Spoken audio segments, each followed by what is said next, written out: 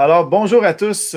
C'est avec grand plaisir, encore une fois, que le Club d'investisseurs immobiliers du Québec continue sa série des grandes entrevues. Et aujourd'hui, on a la chance de recevoir Nicolas Saint-Cyr, en fait, de Caprea. Bonjour, Nicolas. Salut Jean-Philippe, ça va bien? Ça va très bien, merci. Good. C'est sûr qu'en ce moment, le métier d'évaluateur agréé, hein, ça bouge beaucoup. On vient de changer de visite en personne, évidemment, à visite virtuelle. Plus, évidemment, vous voyez le marché évoluer un peu comment ça se passe. Donc, j'aimerais ça qu'on divise en fait l'entrevue en deux segments différents. Un, c'est quoi exercer le métier d'évaluateur agréé? En temps de crise. Donc, est-ce que ça continue? Est-ce que la plupart des évaluateurs agréés continuent? Si oui, de quelle façon? Et ensuite, on va, pour la deuxième partie de l'entrevue, on va peut-être regarder, voir c'est quoi le marché immobilier au Québec, si vous avez vu certaines fluctuations dans les transactions. Donc, Nicolas, le statut de l'Union au niveau des évaluateurs agréés, comment ça se passe avec tout ça? Ouais, mais depuis un mois, un peu comme tout, à chaque jour, les choses évoluent, puis on s'adapte. Euh, Évidemment, moins de demandes un petit peu pour des évaluations, mais il y en a quand même. Il y a des gens qui veulent profiter des taux d'intérêt, qui continuent, qui étaient déjà sur des transactions. Notre pratique, là, présentement, est divisée selon deux éléments. Premièrement, hier, on a reçu une directive comme quoi on était considéré une mesure essentielle pour tout ce qui a trait à des livraisons pour le 31 juillet, au même titre que les arpenteurs, les compagnies de construction. Donc, il faut s'assurer que si on a à intervenir par rapport à une situation pour le logement au 31 juillet, on peut le faire de la même manière qu'on devait procéder initialement, là, avec visite. Par contre, il faut prendre dans le fond, les mesures en conséquence. Là. On essaie de pas rencontrer de gens, de rester loin d'eux. Vous connaissez toutes les mesures, là, on s'en fait parler régulièrement. Mais pour ça, hier, on a repris un droit sur ce qu'on faisait initialement. Pour tout ce qui est jugé non essentiel pour l'instant, là, ça peut être un refinancement de multilogement, une transaction commerciale ou peu importe.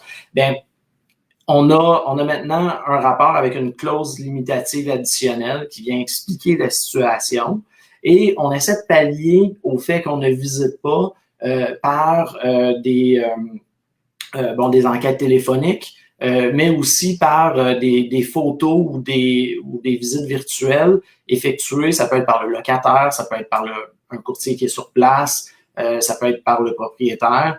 Donc, avec l'enquête et un élément visuel, là, on essaie de remplir notre devoir du mieux possible. Par contre, sachez qu'il faut absolument qu'on soit en mesure de bien appuyer notre opinion. Dans certains contextes, c'est peut-être non applicable, il faut peut-être carrément remettre. Dans d'autres contextes, ça se pourrait qu'on débute puis qu'on vous dise, écoutez, avec ce qu'on a en place, on n'est pas en mesure de se donner une opinion qui est juste puis qui tient compte de tout ce qu'il y a, dans le fond, à tenir compte là, dans nos règles de déontologie. Donc, on fait ce qu'on peut du mieux possible. C'est un petit peu comme ça que ça se passe. Donc, concrètement, là, quand on reçoit un mandat d'évaluation, au lieu de faire la visite, on fait une enquête téléphonique, on parle avec les gens.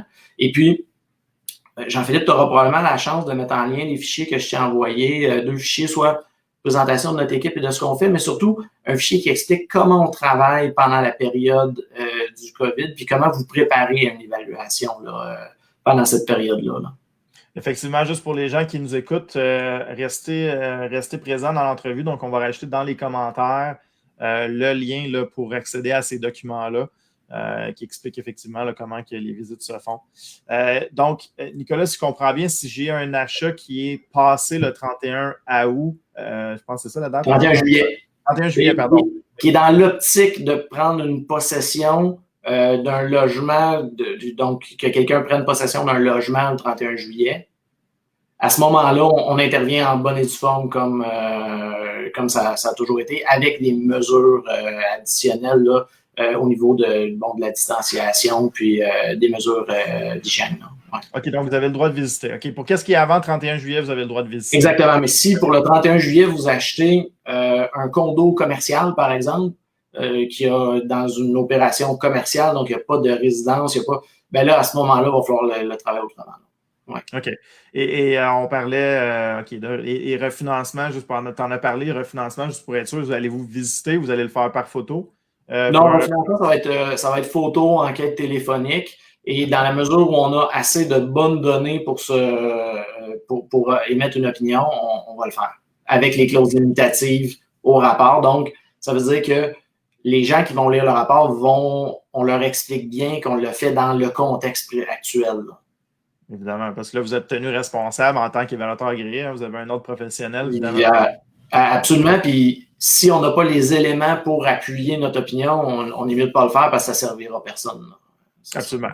Donc, en fait, ma question venait, puis je pense que tu y as un peu répondu. Est-ce que passer le décret, est-ce que c'est ce genre de procédure-là que votre ordre pourrait considérer, par exemple, pour des petits refinancements, des inspections par photo?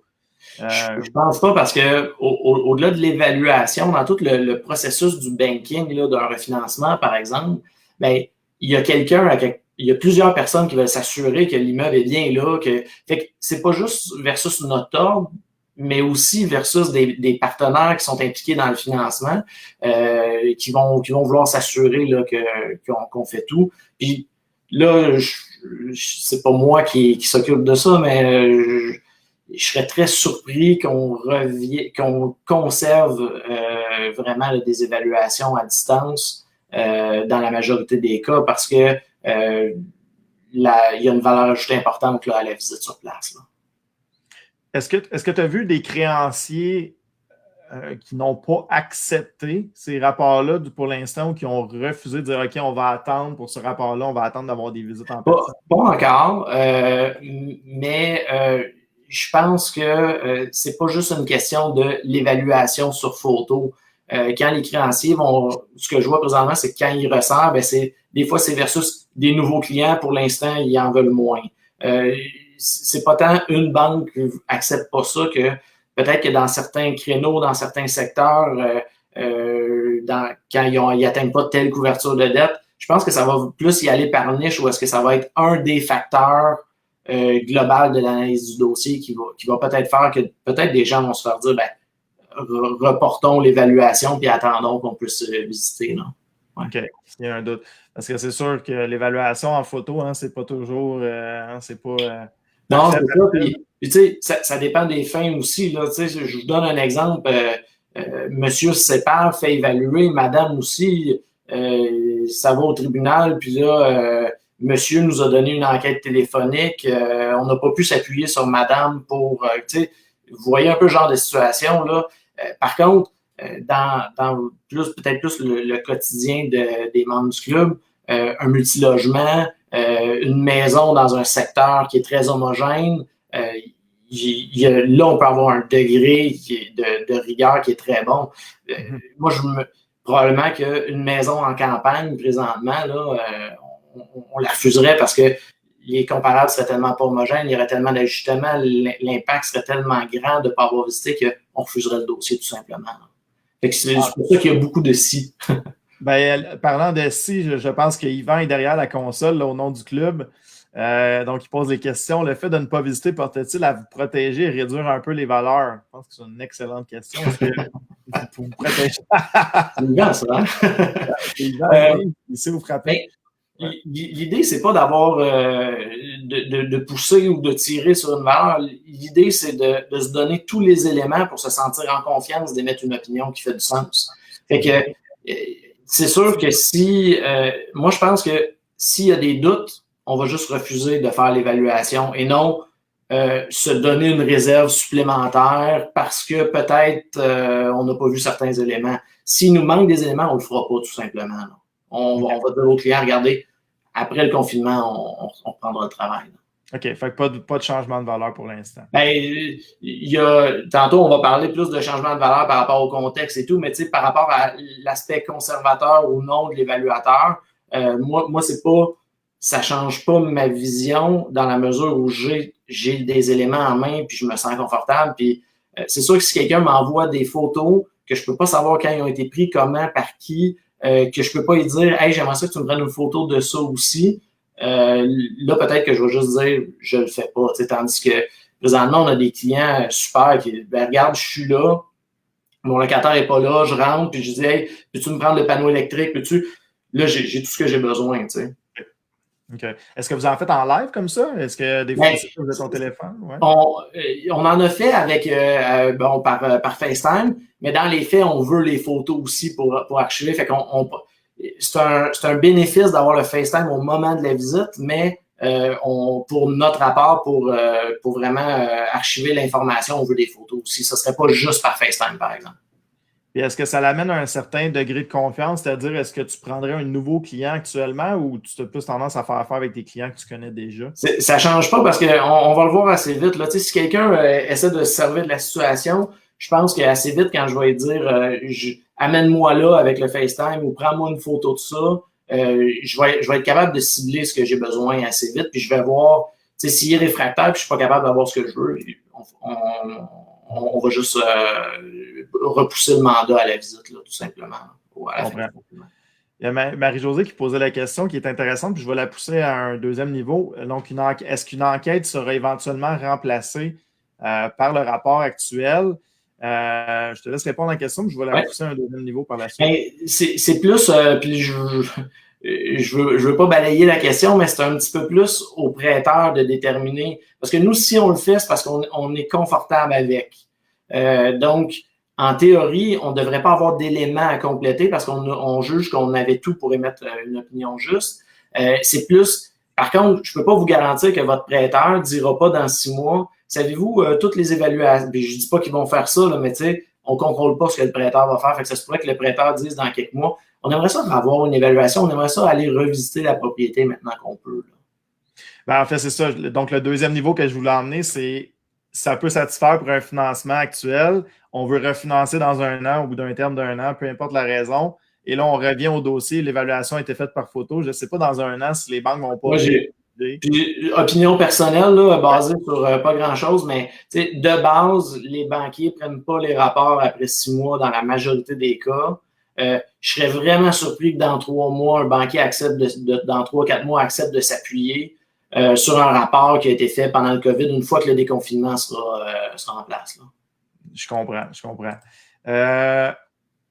Ensuite, est-ce qu'on a pas mal couvert comment ça se passe actuellement? Oui, à moins qu'il y ait des questions, là, pour l'instant, c'est ça. Puis, Dieu merci, on a des bons outils technologiques pour nous appuyer dans la situation actuelle.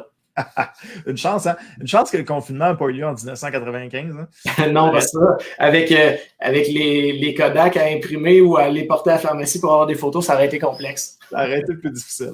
Fait qu'on va passer de la deuxième phase de l'entrevue. Ouais. Ça tombe bien, on est exactement à la moitié parce que je vois que les questions commencent à venir au niveau du futur. Ouais. C'est sûr que d'avoir l'avis d'un évaluateur en ce moment, ça ressemble à quoi le marché? Est-ce que l'incertitude, les valeurs futures, je ne sortirai pas la boule de cristal, mais ce que je peux faire, c'est vous donner des points de repère qu'on a établis, nous, au bureau, des choses qu'on voit, parce qu'on ne connaît pas plus le futur que personne, finalement. On voyait déjà là, dans les banlieues là, des surenchères il y a quelques mois, puis dans des coins comme Rosemont, on en a vu dans les dernières années, mais des secteurs qui n'étaient pas habitués, là, je prends la Rive-Nord, par exemple, Repentigny, Terrebonne, dès qu'on avait une maison clé en main, entre 300 et 400 000, ça partait tout de suite, là, ou ça partait en surenchère. On n'avait pas vu ça dans les dernières années. Puis, la raison est assez simple. Il n'y a plus de terrain pour de la maison neuve. Il y a des jeunes familles qui cherchaient de la maison neuve, qui voient bien que c'est inaccessible par un phénomène de rareté. Donc, dès qu'il y a quelque chose de clé en main, d'assez simple à acheter, là, ils vont aller vers ça. Donc, nous, on pense que ça va demeurer. Il y a une pause, mais c'est pas parce qu'il y a une pause que la demande de ces jeunes familles-là, par exemple, va tomber. Il y a beaucoup de cette demande-là qui va être corrélée avec les paramètres de financement à la sortie de la crise. Ça c'est à voir. Puis, juste pour vous donner un exemple, il y a tout l'aspect aussi des courtiers qui, de mémoire, là, depuis hier, ne peuvent plus afficher. Les courtiers ils ont un petit peu une concurrence déloyale présentement parce que eux, leur déontologie dit allez pas visiter des maisons, mais quelqu'un là, qui est pressé d'avoir sa maison pour juillet, là, qui est en panique présentement, là, ben là, il va appeler des gens sur du proprio ou des propriétaires qui essaient de vendre. Puis moi, ce qu'on a vu dans les derniers jours, c'est des transactions de maisons unifamiliales, pour propriétaires occupants, évidemment, là, sur du proprio, qui se font en surenchère, pas parce que la maison a une qualité X, ils se font en surenchère parce que les acheteurs ont juste ça comme offre présentement, puis ils veulent se relocaliser pour le 1er juillet ou le 31 juillet, peu importe. Donc, ça, c'est du micro, là. Dans l'analyse globale, dans le macro, à plus moyen court terme, c'est l'impact du financement qui va vraiment nous le dire, mais on voit pas, les gens ont besoin de logement, on voit pas un impact sur la maison résidentielle, ni sur le logement d'ailleurs, parce que actuellement, si des gens n'achètent pas de maison, ben ils vont se retourner sur du logement. La demande était tellement forte dans le logement neuf, un petit peu partout là, dans les différentes couronnes des centres de Montréal, de Québec. Fait qu'on voit quand même une stabilité là. Puis on voit peut-être une pression, on verra. Est-ce qu'il va y avoir une pression à la baisse parce que les gens vont avoir vécu un gros impact financier? Pour l'instant, c'est sous toute réserve, puis j'en doute un petit peu parce que les gens peuvent reporter leur paiement d'auto. Les gens, il y a des infirmières qui une chance qu'ils sont là, mais présentement, ils font des heures supplémentaires très payantes, ils vont en avoir d'argent, les profs ont leur argent dans leur poche. Ils pourraient avoir un effet micro. Je vous donne un exemple. Dans un village qui a une shop qui ferme. Là, c'est sûr qu'on peut avoir un impact sur des gens qui sont plus capables de payer, un impact majeur sur des valeurs de propriété, mais ça reste du micro. La majorité de nos économies sont assez diversifiées là, dans les centres urbains. Fait que ça, c'est pour le logement. Commercial, le retail, la restauration, c'est là qu'on voit vraiment des problématiques arriver, des taux d'inoccupation augmenter. J'aimerais pas être le propriétaire présentement d'un strip commercial avec une pizzeria, un salon de bronzage, puis un salon de coiffure, là. Les chances que les trois passent au travers sans problème puis continuent de payer sont quand même assez faibles, ce qui risque de créer des taux de vacances à court moyen terme qui vont être impactés de ça, là. Fait que dans la partie commerciale, ça, c'est la partie qui nous inquiète un peu plus. Puis on a quand même une preuve de ça, c'est que quand on va regarder ce qui s'est passé en bourse dernièrement, les REIT qui ont beaucoup de petits commerciaux, parce que ceux qui ont des banques, qui ont de l'office, du bureau, eux sont moins impactés, mais ceux qui auraient vraiment là, du retail pur, là, écoutez, vous pouvez avoir des dividendes présentement de 11-12% sur des titres parce que les investisseurs n'ont plus trop confiance en ça. Fait que ça nous tend que le marché a probablement anticipé ça. Par contre, les bonnes nouvelles, c'est au niveau industriel. Le commerce en ligne, ça a un impact direct sur ce qu'on appelle l'entrepôt du dernier kilomètre, qui est souvent le 5 derniers kilomètres, là, qui est des liens transitoires pour UPS, Puro, FedEx, whatever. Là.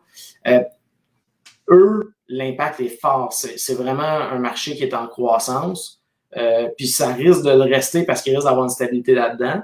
Par contre, dans les marchés qui sont en croissance, qui ne risquent pas de rester, quelqu'un qui peut entreposer des containers présentement fait beaucoup d'argent. Quelqu'un qui a un stationnement zoné pour ça, je suis pas inquiet pour son année. Quelqu'un qui aurait un 10 000 pieds carrés là, qui pourrait avoir une clinique de coronavirus dans certaines régions, là, c'est pas mal recherché. Donc, il y a un effet temporaire, puis un effet plus moyen-long terme au niveau industriel. Par contre, il y a d'autres éléments, d'autres immeubles industriels qui sont vraiment pas à un usage d'entreposage, qui, eux, c'est problématique. Là. Je vous donne un exemple. J'ai un client, on a évalué son immeuble à 700 000 il y a un mois et demi. Il était en train de l'acheter, il voulait louer un immeuble industriel, 7 000 pieds carrés, disons.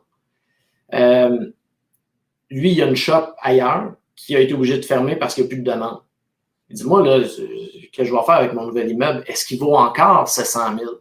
C'est une excellente question, tu sais, parce que son immeuble, on ne sait pas à quel point on va être capable de le louer, on ne sait pas.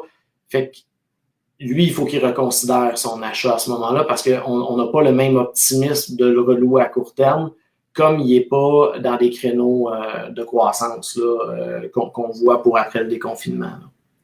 Fait que c'est un petit peu ce qu'on voit.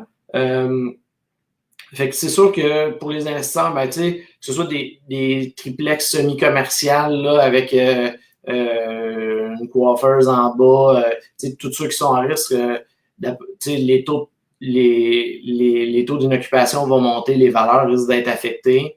Les single tenants, là, les 1 ou 2 locataires là, avec ce type de commerce-là, ça risque d'affecter, mais on a quand même des propriétaires immobiliers qui ont des baux sur 25 ans avec des Tim Hortons, des banques, que eux, la stabilité reste là. Fait que dans le fond, pour résumer, maison, ça semble rester pour. Mais maison, logement, nous, on voit de la stabilité. Okay. Mais tout ce qui est petit strip commercial de B ou C,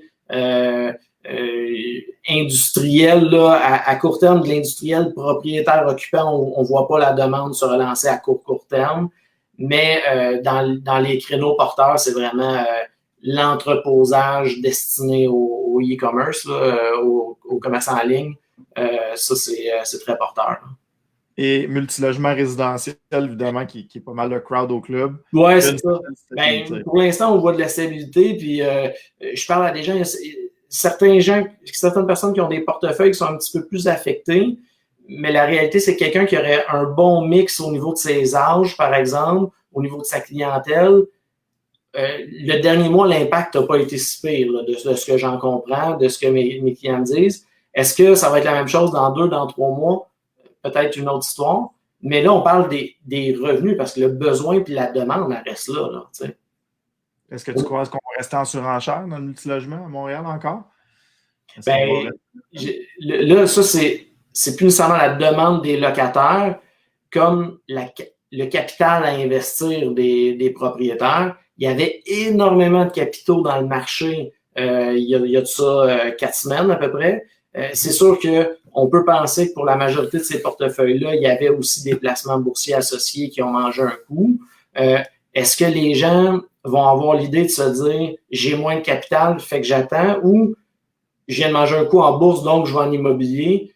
Je ne suis pas capable de le prédire. D'après moi, il va y avoir un petit peu des deux, ce qui va tendre vers une stabilité. Là. OK.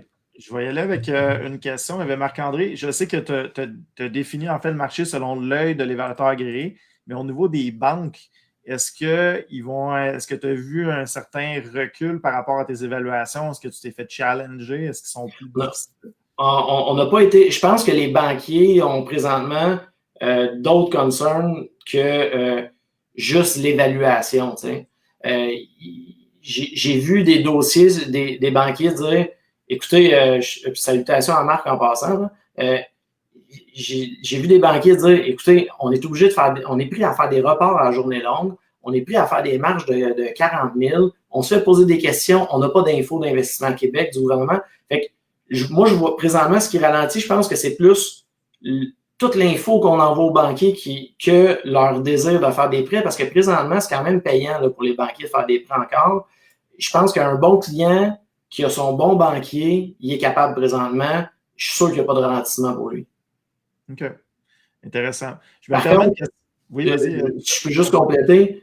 Par contre, un nouveau prospect qui arrive chez un banquier avec un dossier moyen, je suis assez sûr que ça ne durera pas longtemps. Le banquier va se concentrer sur ce qu'il peut trouver de qualité là, dans son book. Là. OK. Parce qu'évidemment, la demande est moins élevée aussi. Tu parlais de ton côté, vous avez évidemment moins de demandes d'évaluation agréée. Évidemment, mais le fou la poule, tu sais, c'est-tu les banquiers qui n'ont pas le temps de faire de monter des prêts ou c'est des gens qui ont arrêté de demander des prêts? Mm-hmm. Parce que d'après moi, là, puis les taux obligataires hypothécaires devraient suivre tôt ou tard ce que la Banque du Canada a donné comme, dans le fond, les 2 dernières baisses de taux, on ne les perçoit pas actuellement encore dans les taux vraiment.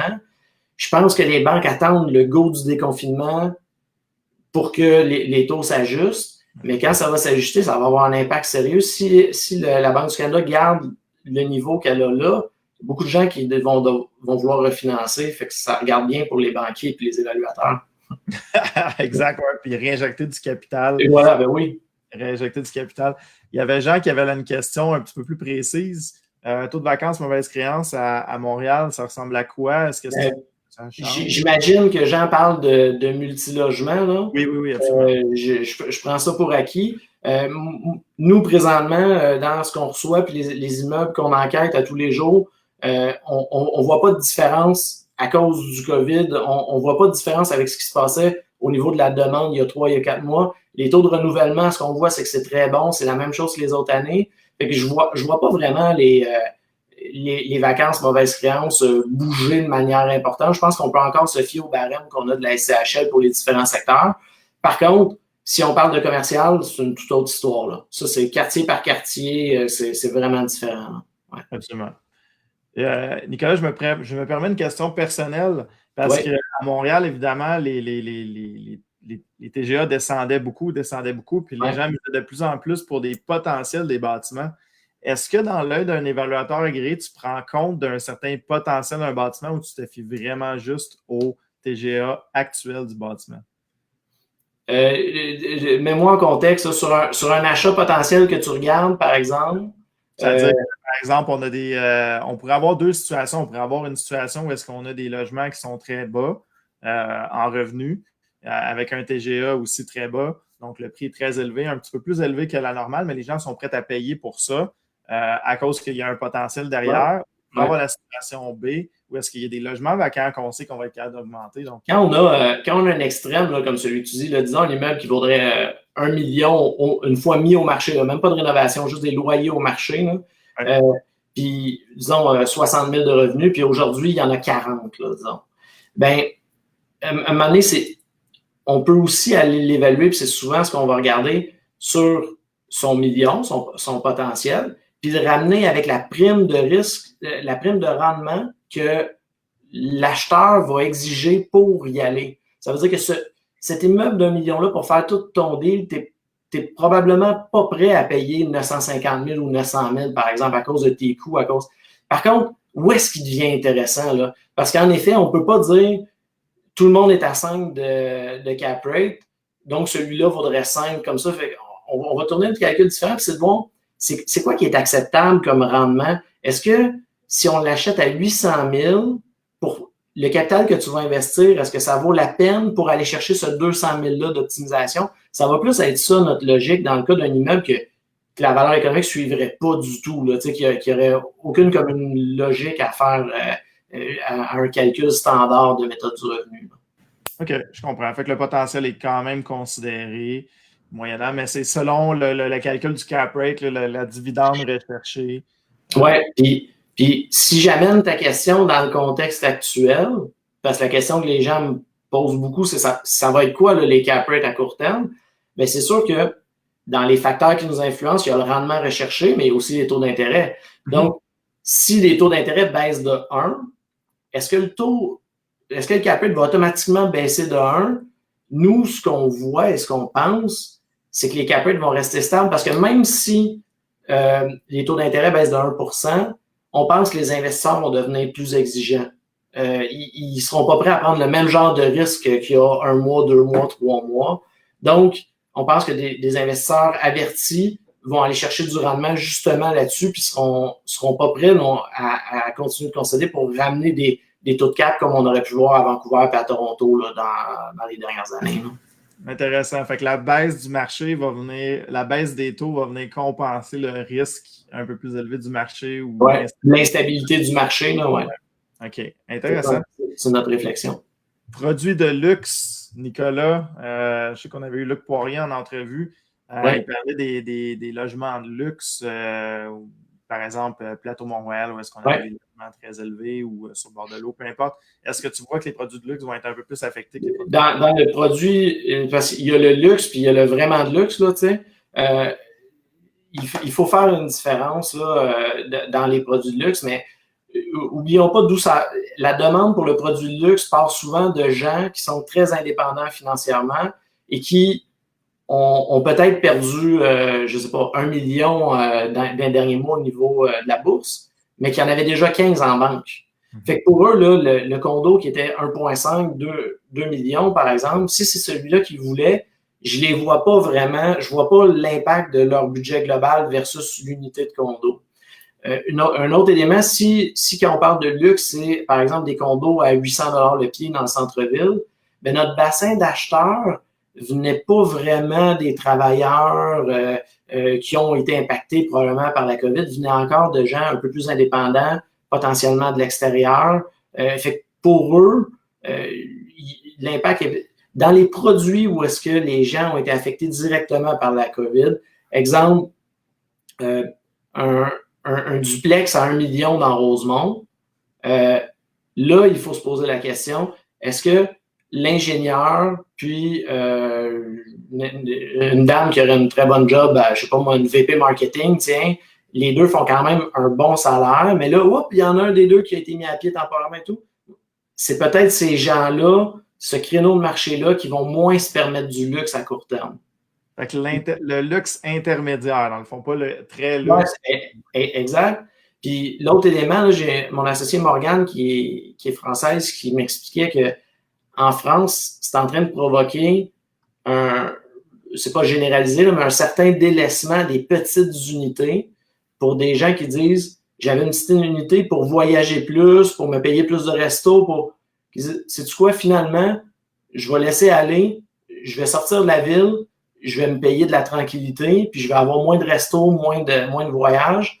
Il paraît qu'en Europe, ce serait une tendance présentement là, dans le dernier mois. Là. Fait à surveiller si ça nous frappera ici aussi. Là. Intéressant. J'aurais encore deux autres questions pour toi, Nicolas. Il y avait José Carlos qui demandait la valeur des condos. Condo, c'est un peu vague dans le sens où comme on parlait, exemple, une tour des Canadiens, un projet Yule, whatever, ramenez toujours ça à c'est qui l'acheteur, puis est-ce qu'il est en une aussi bonne position qu'il y a un mois, tu sais. D'après moi, certains condos, dès qu'on sort de l'île, qui ne sont pas, disons, un produit de luxe ou un produit qu'on a vraiment besoin de l'emplacement, étaient déjà à risque dans les derniers mois un peu par des conventions de copropriété un peu mal faites, par des syndicats un peu mal gérés, ce qui faisait que les valeurs stagnaient parce qu'il y a beaucoup de gens dans les dernières années qui ont vu un risque dans certaines unités de condos. Fait que je vois pas comment ces valeurs-là continueraient de progresser à court terme. Je pense que la stabilité, c'est peut-être pas le créneau le plus en vogue. Par contre, encore une fois, dans certains micro-marchés, il pourrait y avoir des projets de condos qui marchent très, très, très bien en fonction de la demande immédiate. Ça peut être, je donne un exemple, là, il y a déjà des projets de condos qui ont été faits dans des secteurs où est-ce que la demande globale disait que ce ne sera pas bon, mais finalement, à cause qu'ils étaient à côté de l'hôpital, il y avait 50% de leur clientèle qui étaient des infirmières qui étaient capables de se payer des condos. Donc, il y a du micro dans le condo à considérer. Là. Super, il y a des questions qui se rajoutent. C'est le fun, les gens sont actifs. Nicolas, en passant, on est plus de 250 sur le live. Vraiment super le fun. Il y avait Caroline qui, je peux te lire le restant de la question, mais la première phrase résume un peu, là. Est-ce qu'on envisage une plus grosse demande pour les secteurs moins denses, hors des grands centres urbains? Je pense au contexte actuel qui met en perspective la valeur d'avoir plus d'espace, entre guillemets, un terrain et accès à la nature. C'est une boule de cristal, Nicolas, je ne sais pas si... Oui, mais tu sais, cette tendance-là, ça revient à la tendance identifiée par Morgane en Europe, là. Puis ça dépend toujours aussi de, tu sais, c'est quoi un grand centre urbain? C'est-tu un quadrilatère de Montréal ou c'est Drummondville par rapport à un village autour? Mais ça, je pense qu'il y a une tentative. Déjà, les enquêtes, là, quand les gens cherchent en ligne, pour les fermettes sont en hausse. Tu sais, on peut identifier des tendances. Est-ce que c'est des tendances durables? C'est ça qu'on n'est pas capable d'identifier présentement parce que on a tous du temps présentement, on peut tous chercher une fermette, mais combien vont vraiment décider de changer de mode de vie? C'est une autre histoire. Là. C'est ça, exactement. Là, on pense dans le moment présent. Là, je me souviens, Patrice, il disait on pense très moment présent, est-ce qu'on pense dans le futur? Est-ce que le télétravail, selon toi aussi, c'est quelque chose qui va impacter? C'est quand même quelque chose qui était très, très, très en croissance, en vogue. Moi, la question que malheureusement, je réponds avec une question, là, mais Moi, la question que je me pose, c'est est-ce que les grandes entreprises vont adhérer au télétravail? Tu sais? Parce que la plupart le font un peu ou ont des réticences, mais est-ce que des bureaux d'avocats qui ont des planchers de 20 000 pieds, de 2-3 étages au centre-ville, est-ce qu'ils vont vraiment continuer de payer du pied carré pour des employés qui peuvent être en partie en télétravail? C'est des questions qui vont amener à la réponse, mais la réponse, ça va se faire dans le temps. Puis la question, c'est peut-être pas est-ce que les gens vont aller au télétravail? C'est peut-être plus comment et quand ça va se faire en masse. Puis, n'oubliez jamais une chose par rapport à ça, parce que nous, on le vit vraiment dans notre métier. Là. Il y a des gens qui sont beaucoup plus productifs au télétravail. Clairement. La majeure partie des gens sont La majorité des gens impliqués, là, des beaux profils d'employés, il n'y a aucun problème. Ouais. La majorité des profils de parasites un petit peu moins impliqués qui viennent chercher la paye, en les laissant travailler de chez eux, je ne suis pas sûr que la plupart des employeurs vont se sentir en confiance. Fait que le télétravail, c'est super, mais pour ceux pour ceux qui ont les capacités de le faire. Là. Encore une fois, boule de cristal, on va voir. Nicolas, j'aimerais ça t'envoyer une dernière question. Es-tu prêt? Si on était à Tout le monde en parle, je te dirais c'est la question qui tue. C'est une question en tout cas, moi, que j'ai déjà vécu avec un évaluateur agréé. Je te l'envoie, la question qui tue. Madame Linda, si l'évaluation est payée par la banque, est-ce que la valeur est un peu diminuée si l'évaluateur est payé par le proprio lui-même? Question qui tue. Nos normes de pratique, notre manière de faire l'évaluation, en théorie, c'est exactement la même chose. Peu importe qui paye, on devrait arriver au même résultat. Je vais quand même pas te donner raison, mais te donner une explication par rapport à ça. Quand la banque paie, des fois, elle ne nous demande pas juste la valeur marchande. Ça, il faut que vous le sachiez. Dans le cas où est-ce qu'il y a des brokers, exemple, dans une banque aux particuliers, là, au commercial, les banquiers savent lire les rapports, il n'y a pas de problème là, mais aux particuliers, des fois, la banque va nous dire, donnez-nous la valeur, mais donnez-nous aussi la valeur si on veut vendre en 90 jours. Okay. Fait que c'est sûr que si vous rentrez dans le bureau du banquier, puis il vous dit, il vous montre pas l'évaluation, vous dit, ben, ça a sorti à temps. C'est sûr que là, s'il ne vous explique pas le contexte exactement dans lequel il voulait, il peut avoir une surprise qui est un peu désagréable. Fait que moi, ce que je vous invite, quand vous vous sentez peut-être un peu lésé par ça, bien, premièrement, demandez à recevoir l'évaluation pour la lire et la comprendre, parce que c'est pas de la fission nucléaire. Là. N'importe qui fait une bonne lecture devrait bien pouvoir comprendre un rapport. Et surtout, demandez sur quelle base avez-vous mandaté l'évaluateur, puis c'était quoi son mandat exactement. Et si on demande un rapport, je comprends, puis si on demande un rapport, par exemple, si on demande un rapport, là, je vois, il y a Yvan qui m'appelle pour avoir les fichiers. Yvan, je sais que tu es en ligne. On va mettre les fichiers à la fin, donc restez là dans les commentaires, on va mettre les fichiers avec plaisir. Je vais essayer de transférer ton courriel pendant que tu réponds à la dernière question, en fait. Donc, restez avec nous, on vous met ça dans les commentaires, on va vous mettre ça dans un Dropbox sans problème. C'est ça, moi j'avais vécu, juste pour te raconter mon histoire personnelle, on avait vécu un évaluateur avec qui j'avais parlé au téléphone qui m'avait donné une valeur et finalement que la valeur envoyée était 100 000 plus basse. Donc, est-ce qu'on peut faire ça, mandater un évaluateur agréé de nous-mêmes et ensuite demander de changer le destinataire pour la banque? Est-ce que ça vous cause problème? Dans le fond, il n'y a aucun problème à faire ça avec une lettre d'autorisation que le prêteur demandera par la suite. Par contre, moi, ce que je vous conseille, c'est de faire ça, mais en parler à votre banquier avant. De dire à votre banquier, moi, je travaillerai avec tel évaluateur. Parce que les banques ont des listes. Des fois, les banques ont des listes qui ne respectent même pas. Fait que moi, ce que je ferais plutôt, c'est juste dire au banquier, je vais prendre tel évaluateur, es-tu confortable avec ça? Et là, ça reste votre rapport. Nous, on peut émettre une lettre d'autorisation qui permet au prêteur d'utiliser le rapport.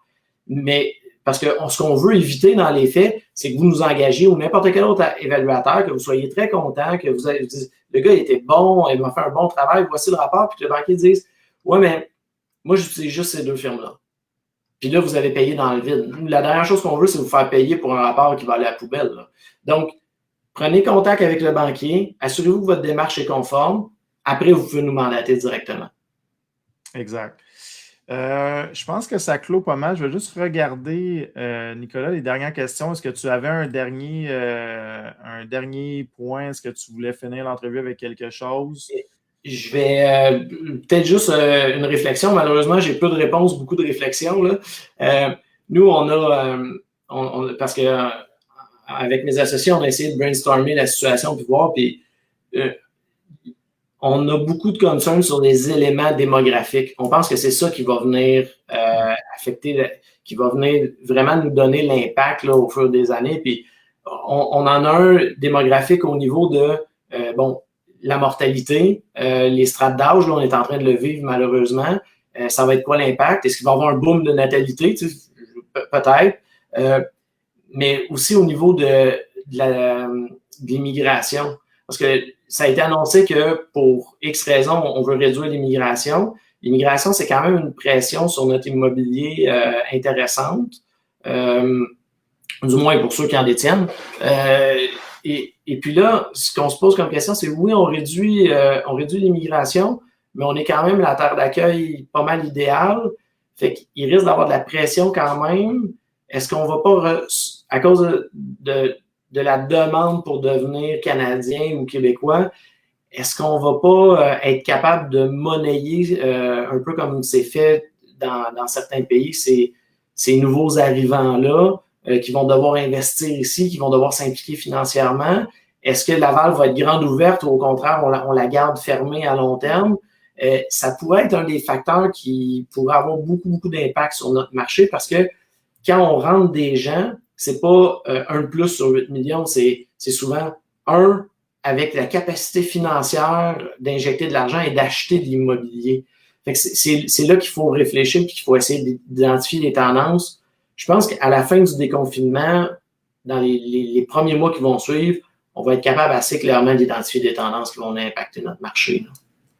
Oui, ben c'est ça, c'est assez inquiétant. Bon, aux États-Unis, ils ont arrêté l'immigration, mais effectivement, la demande locative qui faisait en fait qu'il y avait beaucoup de pression sur les loyers à Montréal venait de la démographie. Ouais. C'est intéressant que tu en parles parce qu'on en parlait un peu dans les entrevues. C'est sûr qu'on n'a pas de boule de cristal, mais il y avait toujours Patrice Ménard à la Semaine des millionnaires qui disait il y avait 45 000 personnes qui étaient rentrées au ménage. Je me souviens plus si c'est ménage ou personnes au Québec. Évidemment, automatiquement, ça prend des logements pour ces personnes-là. Fait que ça mettait une belle pression. Fait que j'espère qu'on va garder cette belle pression-là. Oui, puis ça dépend de leur profil parce que si sur les 45, on a 30 000 qui rentrent par un programme X où est-ce qu'ils doivent avoir une valeur nette puis des actifs puis injecter de l'argent, ou si on a 45 potentiels locataires, est-ce qu'on rentre des locataires ou des locataires? Si ça vient en masse d'un côté ou de l'autre, ça peut avoir un impact assez fort. Là. Parfait. Et on a eu le temps, pendant le mot de la fin, merci à Yvan qui était derrière en régie. Il a eu le temps de mettre le lien, en fait, un lien Dropbox. Si jamais vous voulez voir le commentaire du Club d'investisseurs immobiliers, vous cliquez là-dessus. Il va avoir, j'imagine, Yvan a mis les 2 documents, là, le document qui explique qui est Caprea et ensuite comment fonctionner là, pour faire une évaluation agréée en temps de crise. Nicolas, merci beaucoup. Ça a été vraiment actif. Je suis content. On a eu plusieurs questions. On a en pré-entrevue, je disais, peut-être qu'on n'aura pas tant de questions.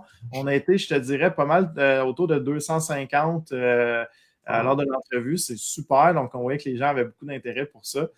Fait que Nicolas, merci de ton temps, d'avoir passé le temps aujourd'hui. Merci de ton temps, Jean-Philippe. Merci du temps à tout le monde. C'est bien apprécié. Puis, n'hésitez pas s'il y a quoi que ce soit. On est disponible.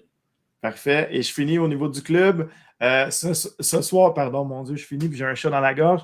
Ce soir, on a transformé en opportunité des multilogements trop chers. Quand on parlait de potentiel, la formation est en ligne ce soir à 19h. Donc, il y a une nouvelle formation que Yvan et moi avons concoctée sur l'optimisation de bâtiments. On voit d'ailleurs le TGA. Donc, si jamais c'est du chinois pour vous, on le regarde. Ensuite, demain, on a le plaisir, en fait, Yvan va avoir le plaisir de recevoir Jacques Lépine, le fondateur du club, à propos du futur de l'immobilier sur la tokenisation de l'immobilier. Donc, ça va être intéressant. Et vendredi, on a le cours d'IMO 101, si jamais ça vous intéresse de commencer en immobilier en ligne. Donc, vous pouvez suivre IMO 101. Et ensuite, du côté anglais, je vais faire un question-réponse au niveau du Real Estate Investors Club. Donc, on continue à être extrêmement actif sur les réseaux sociaux pendant tout le confinement pour essayer de vous donner le plus de renseignements possible pour ne pas vous sentir seul à la maison. Donc, sur ça, je vous souhaite une bonne journée. Encore merci, Nicolas, de ton temps. Et bonne journée à tout le monde. Bye bye.